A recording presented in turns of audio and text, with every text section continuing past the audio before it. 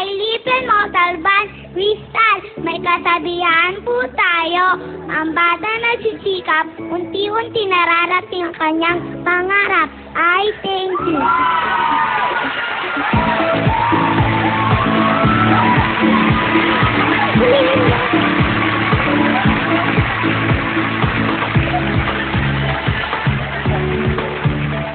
All right, there you have it. Our three. Ako sa cupcake. Papakilala ko na po sa inyo ang Little Miss Philippines number 3. Yung mag-grade 1 pa lang po siya. At alam niyo po ba, top 5 siya sa klase nila. Paborito niya po ang ampalaya. Mahilig po siya magsulat at mag-drawing. 6 years old na po siya. Mula sa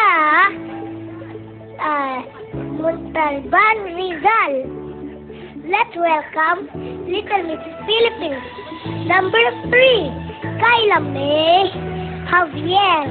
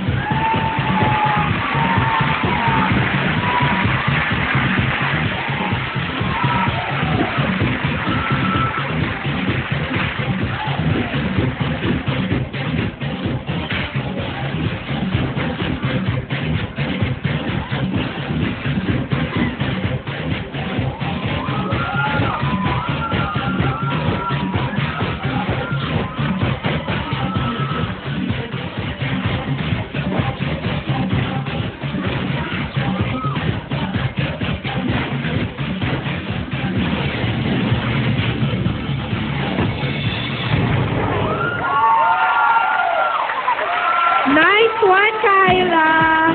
Kayla! Bilib kami sa'yo. Totoo ba itong mga libre ka ba sa August 30? Naglakas ka sa J-Party. Butterfly! Totoo. Ganda! Oh! Paano pa rin mo? Bye, butterfly! Ayun pala yung hinahabol ni Riza kanina. Oo nga. Oh, dali, go! Galing ni Kayla, talagang dinadampot lang basta-basta. Liza. Liza. Bigyan mo kay Liza, bigyan mo kay Liza. Lagyan mo dito, lagyan mo dito. Butterfly lang yan. Oo, hindi talaga si Riza. Ayun, bye! Halika dito, Kayla. Nag-enjoy kami doon ni Tita Bella. Ang galing mo doon ah. Gano'ng katagal ka na nagba-magic? Nung 4 years old pa lang po ako. 2 years mo na itong ginagawa.